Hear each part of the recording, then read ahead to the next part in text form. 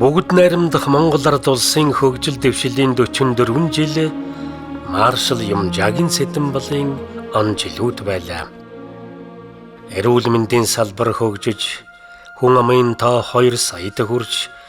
бүх нийтээр бичиг үсэгт гэгэрч, төр улсаан сэргээн мандуулсан эх орончдын 50 жилийн тэмцэлийг нэгдсэн үндэсний байгууллагаар хүлээн зөвшөөрүүлж,